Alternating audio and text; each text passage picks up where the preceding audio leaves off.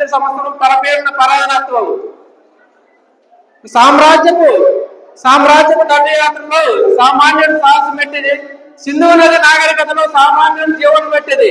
ఈ ఒకే ఒక నినాదం జన సైనికుల యొక్క స్థితిగతుల్ని తెలియజేస్తుంది. నా తోటి జన సైనికులందరికీ కూడా ఇదే నినాదంతో ముందుకెళ్ళండి.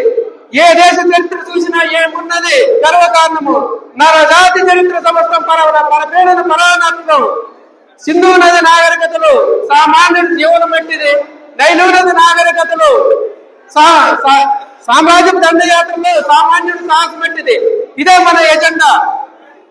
2014 నుంచి 2019, 2019 నుంచి 2024 జన సైనికుడి యొక్క ప్రస్థానము చాలా కీలకం.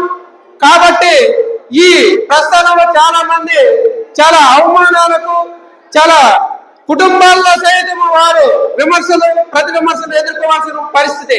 ఈ రోజు మనం ప్రభుత్వంలో ఉన్నామే కానీ ఎవరు కూడా మన వెనక నడిచే వారికి ఎటువంటి న్యాయం కూడా చేసుకునే పరిస్థితిలో మనం లేము.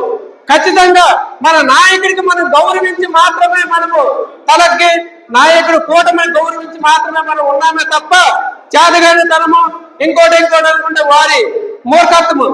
ఇప్పుడున్న కూటమి నాయకులు, అధికారంలో ఉన్న పదవులు చేపట్టిన నాయకులకు కూడా ఒకటే వినమ్రంగా మేము తెలియజేసుకుంటున్నాం.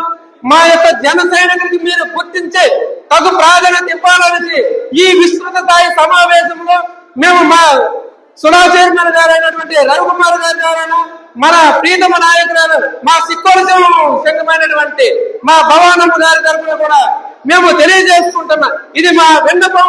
ఈ రోజు పిల్లికి కూడా ఒక ఇంట్లో బంధించితే అది కులవుతుంది.